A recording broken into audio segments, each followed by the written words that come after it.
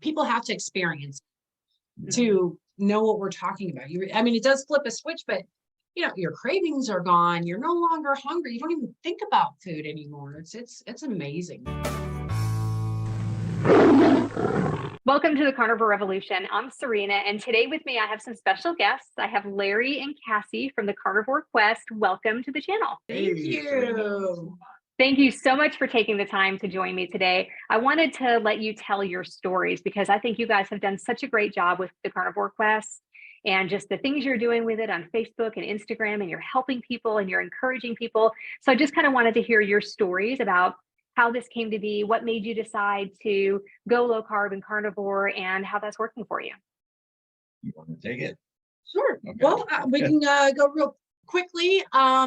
In 2016, I was diagnosed with colon cancer, and I had surgery. They removed the tumor, had a PET scan. I was free and clear. Doctors prescribed 6 months of chemo, and it just didn't sit well with me. So I started doing some research on the ketogenic diet. I did, watched a couple of different YouTubers and whatnot, but I did research on the ketogenic diet, and really that's where we had got our start. I read that it can certainly stave off, it's going to starve off cancer, providing you keep the sugar low enough. And people have even reversed it. So that's really where we got our start. Yeah. And then, we found that we couldn't stick to keto. That was the problem. Yeah, we could not stick to it. We had some great success on it. Yeah. I had dropped some weight, like 40 pounds. You had dropped over 50. Yeah, we were doing really well on it, but we fell in the trap of all the keto products and trying to, imitate different dishes with all these exotic ingredients. Yeah. And then it was Dr. Barry who we were, following on the keto diet, and he transitioned into carnivore. And, we said, well, that sounds good. Yeah, that's pretty easy. Nothing to keep track of. Yeah. And that was another thing about keto, keeping track of our macros. And we were both working a ton of hours at the time. And I remember food prepping. It was like the diet was our entire life, where carnivore seems to be just more like a lifestyle you fall into. Mm-hmm. And it's been much, much easier. So, but we had our struggles with carnivore when we first started. We are food addicts. And, we gave it two attempts at the carnivore diet. We're doing great. And, we had a meal where we slipped up and that spiraled out of control. I ended up gaining 80 pounds while we had our YouTube channel. Cassie gained 40, around 40 pounds. And we thought we were going to give up, but our daughter got pregnant and our other daughter was getting married. She got engaged, and that kind of gave us a new determination. For sure. Yeah. And so we started again February 2nd, we started again on February 14th. Right. February 15th. February 15th, day after Valentine's Day. That was our last huge cheat meal. Yeah. But, and we've been able to stick to it, and I've lost around 90 pounds. And how much have you down now? At last check, down 72 pounds. I'm 3 pounds away from Wonderland. Yeah, and we're happy about that. We've been in a stall for quite a while, or maintenance, but we know how to maintain. Yeah, we definitely know how to maintain. Yeah. We have not gained the weight back. And that's what we try and focus on, and how good we feel. But our channel has been amazing. Our community is amazing. We were selfish at first. We kind of leaned on them for a lot of accountability and support. Still do. Yeah. But as the channel's grown, we saw the power of leading by example and encouraging people, giving people accountability. And we feel like we've made a big difference, and it's been really cool. Great experience. Incredible. Yeah. So was that just this past February that you recommitted, or last year? Last year. Yes. Okay, that's what I thought. Okay, so it's been a little over. Year, yeah, we recommitted. He lost the 80, I lost 72, and we've managed to maintain it ever since, which is a first. Ever in my life, I've been able to maintain any amount of loss. Yeah. It's always right back on. You get off the diet, you go right back on. That's the difference with carnivore. Mm-hmm. It is. I was like you. Anytime I ever did keto, and I had tried keto many, many times over the years, same as you, I'm a food addict. except I didn't know it. I really thought it was normal to buy that giant bag of chocolate popcorn from Sam's and eat almost the whole thing at the store and then on the way home and then hide it when I got home. Like I knew it was wrong, but I didn't know how far that went, like in here. And the carnivore diet just like flips a switch. Like It does. It does. right. And you just like are better. It's hard to explain, isn't it? I mean, it is. People have to experience to know what we're talking about. It does flip a switch, but your cravings are gone. You're no longer hungry. You don't even think about food anymore. It's amazing. Yeah. It really is. Yeah. You talk about food addicts.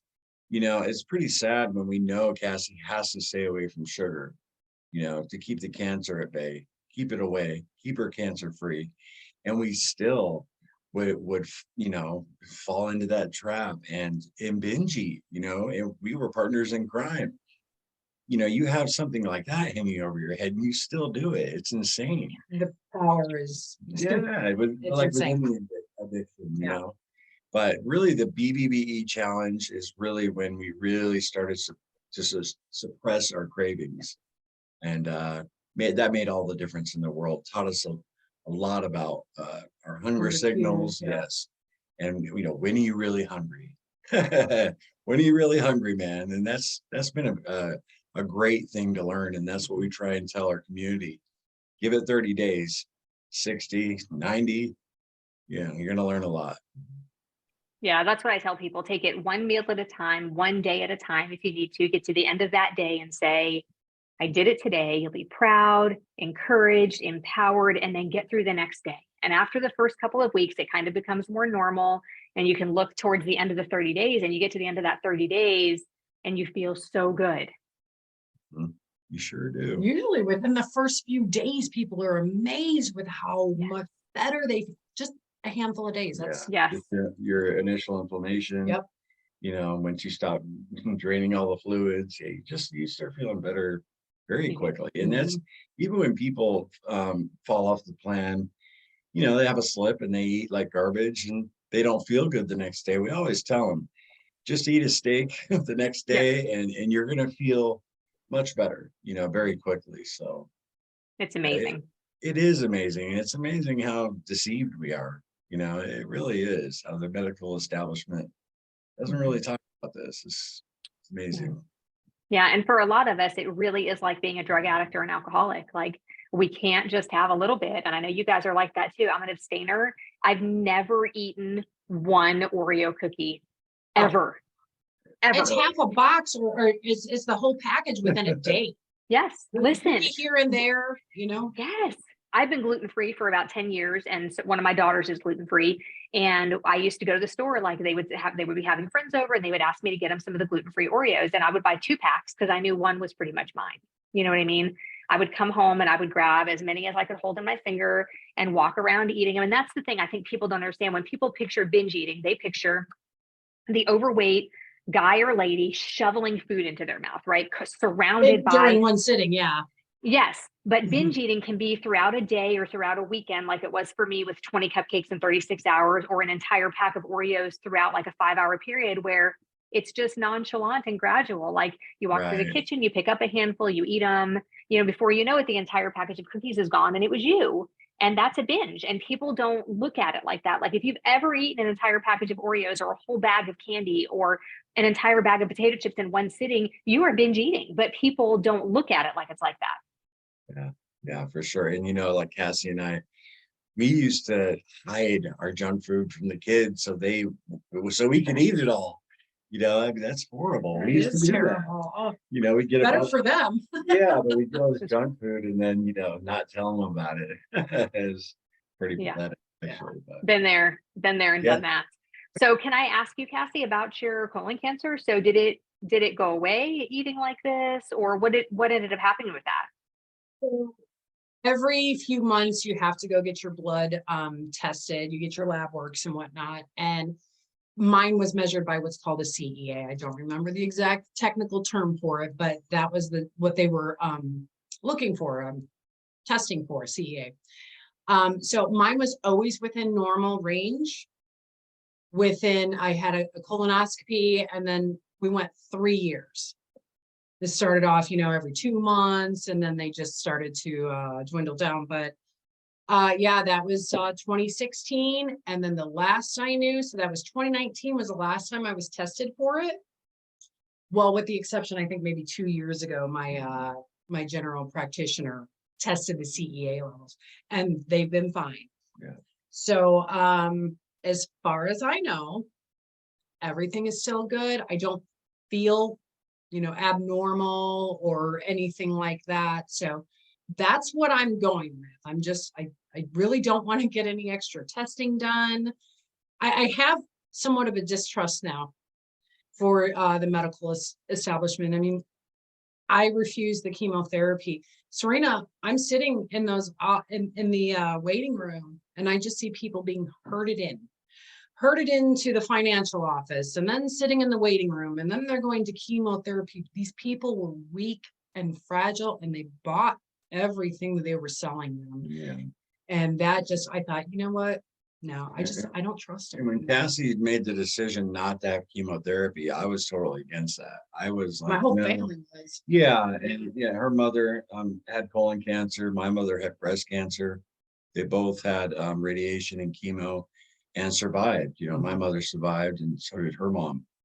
So I was like, "What? You're not going to do this?" But something told you. Oh, very powerful feeling. Yeah, maybe the Lord speaking to her. Yeah. But she's like, I don't want to put that poison in my body. So, we always say, we don't preach to people, don't take chemotherapy, Yeah, but you need to. it was for her. And she had to convince me, and once I realized how determined she was to take care of this through, eating healthy, I was like, okay, that was tough, but I think she definitely made the right decision. So. That's awesome. So what made you guys decide to start a YouTube channel? Well, that was it. It was for accountability, because we had failed so many times on keto, and we thought, oh God, what else are we going to do? This is like the last straw. At least this is the way I look at it. This is the last straw, the last ditch effort to get my health in check. And it only has to be carnivore. And we thought, boy, we need some accountability. It was really Larry's idea. Yeah. When I got sober 8 years ago, and that's when I first picked up video editing as a hobby. And when I came back, I was away for almost 6 months at a rehab, a Christian discipleship program. And when I came back home, I actually thought about starting a YouTube channel having to do with recovery and accountability, because I had 60 names in my phone of people who heroin addicts, alcoholics, who, they needed accountability. They give me a call, and no matter what time of night. And that never, I made a bunch of videos. I still have them, cooking videos. That's when we started the Atkins diet, actually. Yeah. And fast forward, and then we ended up moving down south. And during the pandemic, when we got into carnivore, kind of put two and two together. And I'm like, well, let's give this a try. Because accountability definitely can be applied to nutrition, people who are dealing with food addiction. So that was our main, or at least mine. That was my thinking when we started the channel. But like I said, we were kind of greedy at first, because I'd be out working, Serena, and I'd literally take my phone out and just record a video. Hey guys, day 23 on the carnivore diet, I'm struggling. And we had 200 subscribers, but I'd get 3 or 4 comments of people rooting for me, and it really helped. Mm-hmm. And we see a lot of YouTube channels popping up where people are doing the same thing, and it's so good to see that. Yeah. Because just the fact, even if you're not getting a lot of views, just the act of holding your phone up and almost confessing it, like, I'm struggling here, it really does something for you psychologically. And then when you get the comments coming back at you, encouraging you and showing you that love, it makes a huge difference. So like I said, it's been a journey. It's been really cool. And did you guys exercise at all during this process while you were losing your weight? So many people say you don't really need to exercise on the carnivore diet, but then other people say you should still exercise. So how do you guys feel about that? Did you exercise to lose your weight or no? Not in the beginning. because I absolutely hate exercise. Right. But really, it has been since late fall of last year. I said, okay, well, I have to start moving my body. Body's in motion, stay in motion. I think it's extremely important, although that was never my view in the past. But after working out, so I started with stretching, I moved on to DDP yoga, started doing a ton of stuff around the yard that I could never do before. And I've noticed how much my strength has increased and my stamina, and I feel better all around. So yes, absolutely. Exercise is part of the plan for me. Yeah, and it almost happens automatically. I mean, Cassie probably gets more physical exercise than me now because I do so much editing and stuff like that. But as far as once you start the diet, and I was 354 pounds, and I was to the point where I had trouble walking across Walmart. I'm just under 6 feet tall. And like I said, I was this close to getting an electric cart, you know what I mean? And so just as I started losing the weight, I lost 50 pounds in 60 days. This run, I lost it really quick. Then I lost like another 20 in the next 2 or 3 months. And, you just become more active, just losing the weight. And so I would say that's been my exercise. And last July, a year ago, we did a walking challenge where we walked every day for 20 minutes. But we really never stuck to that. That's why you're the bomb, 75 hard. I don't know about that. Thank you. Thank you. There were days that were rough. There were days where I did an entire 45-minute workout with my eyes closed on the treadmill, holding onto the handles because I thought I just can't do it today. There were days where I did the whole thing, like a 45-minute walk back and forth in my driveway at like 11:30 at night or midnight, crying because I couldn't believe I had waited all day and missed my opportunity, and had to do it, basically in my pajamas, and then there were other times where I did do it in my pajamas while we were watching a movie or watching TV, and I would like jog in place and I would stretch and I would lay down on the floor and do sit-ups while we were watching a movie. And I didn't want to have to start over, because if I'd have started over, I wouldn't have finished the day before my 50th birthday. And so, that was really important to me. And now in this phase where it's 30 days of all of those things plus 3 more things, I don't want to start over, because I am not starting my cold shower number over again. I am on like day 17. There is no way I'm going back to day 1 with a cold shower. I mean, that'll keep me going this time. There is a 5-minute cold shower. It is much harder than I thought it would be. It is hard. I mean, it's probably doing that every single day and knowing that it's coming is probably one of the worst things I've ever experienced, because it's so long. I mean, I've experienced some really bad things in my life, but 30 days of like torturing yourself like that, Right. That's rough. Right. That's rough. Well, but it's not the end of the world. It's fine. Thank you. It's not hurting me, so it's fine.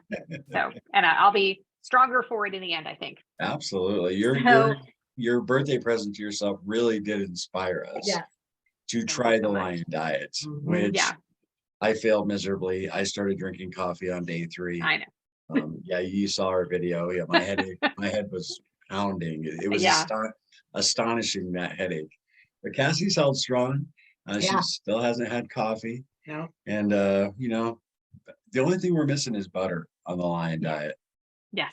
I miss butter, and I'm worried I'm not getting enough fat. But reading a lot of Chuck Roast, and we just had a brisket, but Cassie kind of she smoked it. She overcooked it big time. Oh no, I've done that.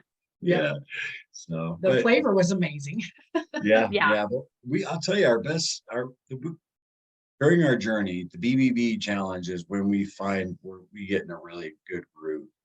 When we feel the best, we feel like we're always full. We're never missing anything. Our cravings are really gone.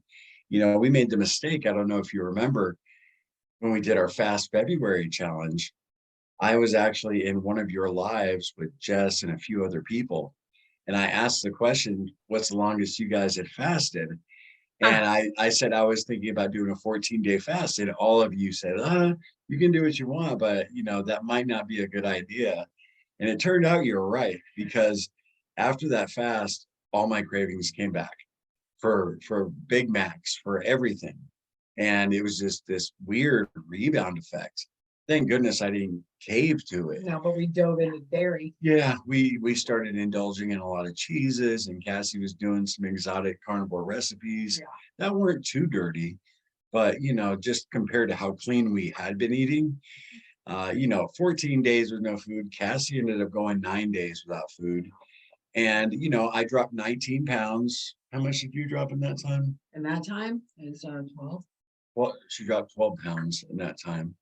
And, it was a great experience, but at the same time, I would never do it again. And I should have listened to the experts. I am not an expert by any No. means, but I did worry about that for you, about that. And I think for a lot of us, when we fast, it brings back those feelings of restricting and binging. And that's what it did for me when I used to fast a lot. I actually did fast for 48 hours this week, actually. And I'm doing okay. I mean, I didn't have like that rebound or anything like that, but I did quit the Lion diet today. Did you? Did you? Yeah, I was going to do it for the month of June, and I woke up just feeling like I needed more fat. Like you just said, you're worried that you're not getting enough fat. That's what I woke up thinking today. We can't eat real fatty ribeyes every day. I mean, we just can't afford that. You know what I mean? Yeah. And I followed some other people who do the Lion diet, and that's just something that's not in our budget, to eat that kind of food every single day. And, I really enjoy ground beef in a bowl. I'm over it. My entire time on the BB challenge, I ate a ton of it, but I like butter. I like butter on it, otherwise, I don't know. So well, you made it, what, 6 days on the Lion diet? Eight. I did it. Yeah, I did 8 days. And I did the whole month of January. So that was good. But since then I've experimented with really high fat, like 90% fat or more. And I feel like that really suits me. I feel like I actually lean out a little bit when I eat that much fat. So, that's like 5 egg yolks and 1 whole egg for breakfast with lots of bacon. And then the next meal has to be really fatty, like sardines or cod livers or beef fat, air fried in the air fryer. But when I make ground beef, I do the 73-27. So it's really fatty and it's cheaper. It's always the cheapest.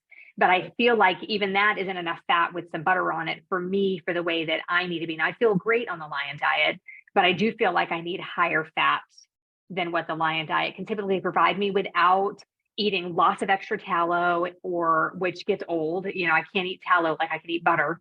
And also the ribeye trimmings, either air fried or dehydrated. I can only do so much of that before I just start to like it just won't go down anymore. So I felt like it was time to stop and move back to more a BBBE thing, which for those that don't know, that's beef, butter, bacon, and eggs, which sounds fabulous, right? But I did add in, I do want to be able to have some sardines and some cod livers here and there. So I'm not completely sticking to that, but I will be having that most of the time. And there will be days where I do just beef, because beef is my favorite and beef is wonderful and so nutrient dense. But I did think that it was time to, because my body was telling me I needed more fat than that. Right. And another interesting thing about when we did that fast, when we came off the fast, when we went into the fast, we hadn't eaten a lot of chicken in months. And after the fast, that's all we craved. Yes. Along with Big Macs and Whoppers and, candy. But we ate a ton of chicken. And it was really strange how your taste can change. Yeah. In the food you crave. Isn't that strange? Yeah. Yeah, that was the first thing I ate when I came off of the Lion diet at the end of January. I added in dairy, eggs, and chicken all on the same day. You're supposed to like introduce things one at a time. And I was like, oh, well, I want eggs for breakfast with cheese on them, and then I want chicken wings for dinner. And so that's what I did. And when I was a little bit bloated the next day, I was like, I have no idea. So I just basically went back to carnivore like overnight, and it was fine. Do you incorporate cheese, Serena? The reason I started the Lion diet is because I was eating way too much cheese. Okay. That was why I started again, kind of as a reset. So I still feel like 8 days was a good reset for me. And I'm not craving cheese at all. Today I had 5 egg yolks fried in butter and bacon grease for breakfast with 1 whole egg. And then I had like 6 or 7 slices of thick cut bacon. And I wasn't even hungry for hours. And then when I did eat again, I had a can of sardines and olive oil, which I had never done until recently. And the olive oil doesn't seem to affect me. And then I had a can of cod livers too.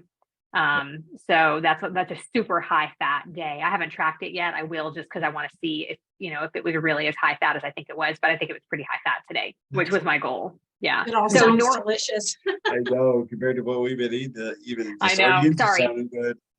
Yeah, I know. Yeah. So normally with the carnivore diet, do you guys track macros? Do you care how much? I mean, I know you said, Larry, you're not sure you're getting enough fat, but do you track normally or you just add lots of butter to stuff? Well, you know, we like I said, when we did keto, we did track, and it was a couple months ago. Lily Kane reached out to us to do a little clip for a video she did on tracking macros, and that was the first time. Yeah, we had done that in forever, and I was actually going to start doing it this month, and just being so busy and stuff, I haven't. But I don't know. It's that carb manager, man. I mean, do you worry about your calories at all, Serena? Or do you just worry Um, about your 80/20? I worry about the calories just a little bit, but I typically am at about 2000. On a normal day, I'm typically at about 2000 calories, which seems fine. And at this point, I don't really gain, I don't really lose. I gain if I eat too much dairy, but I can usually get it off, within a week or so. If, once I cut out dairy, sometimes I have to restrict a little bit to get it off, but that's my own fault for eating enough dairy to gain weight. But yeah, it's about 2000 calories typically, but I would definitely go above that if I felt like if I was still hungry. Yeah. And Kat, we've both experienced under eating, where for a while we were on the BBB challenge. Oh, We yeah. were doing one meal a day. Wait, not wait, even B, trying. B plus C. Okay. Yeah. Yeah. Plus cream in our coffee. I mean, Yeah. you can undereat and still not lose weight if you consume enough lactose from doggone that heavy cream. I'll tell you, I'm so glad that I've given it up. I'm curious to see where my weight is. I think I'm at 199, but I'll find out at the end of the month. But that cream is Yes. just If you Yeah, go back to I'm sorry, if you go back to our very first video ever, we talk about the battle with the cream, and it's still a part of our life that we struggle with. not this month. Yeah, not this Yeah. month. Yeah. I actually gained 18 pounds in the first 8 months of carnivore by under eating. I was fasting a lot. I was Really? eating for a while there, about a month and a half. I was eating 2 hamburger patties every other day with either cheese or butter on them. And that was it. So like 3 or 4 times a week, I was eating 2 hamburger patties and I was gaining weight. Was that because you weren't hungry, or were you trying to not eat much? I was trying not to eat much. Everybody was talking about Oh. fasting. And so I started fasting. I just thought that's why I'm not losing weight. I'm not fasting. It turns out I was already under eating. And then I started fasting every other day and and it wasn't like 18 pounds all at once. It was over an 8-month period. It would be like, I'd be up a pound this week. And then, I wouldn't gain the next week. And the next week I would be up another pound. And then I'd be down a pound. And then I'd be up, it was just kind of back and forth like that until it was like a zigzag chart until it Yeah. ended, at 18 pounds up. Wow. And I was very distressed. I was crying every day. I was in all kinds of groups asking people for help, and nobody could really help me. Nobody was talking about there was nobody that had actual like self examples of themselves under eating and then either gaining weight or not losing from it. And that's when I decided, when I started losing, when I finally figured it out, and I did reverse dieting for 4 months where I ate like 2,200 calories a day to get my metabolism back up. And then I was able to lose. And that's when I decided to coach, because I was like, nobody is talking about this. Yeah. Nobody is talking about the under eating. I mean, that's a really big deal, because you're full, like you guys said, you're not hungry, right?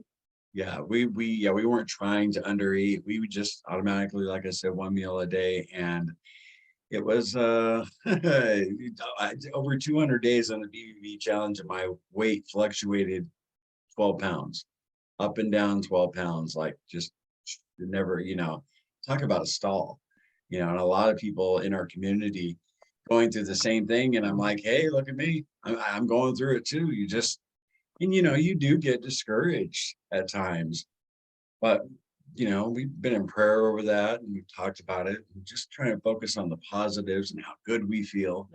Yeah. When you're at your heaviest and you're inflamed, I couldn't even turn my neck to check traffic. When I make it a left turn, I had no mobility. And I try and focus on those positive things now.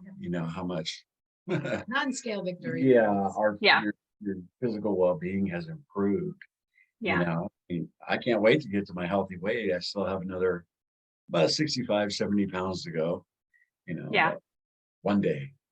Yeah, it'll absolutely come. So let me ask you guys, if you had one piece of advice for somebody who was inflamed, overweight, didn't feel well, had autoimmune diseases, somebody with one of the things that you have heard people fix with the carnivore diet, somebody who was new coming to this, what's the one piece of advice you would give them?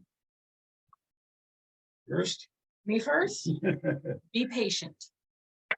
People expect so much. I mean, they hear the carnivore diet. Oh, I lost 25 pounds in 2 days. I know that's a bit of an exaggeration. No, A lot of people expect that.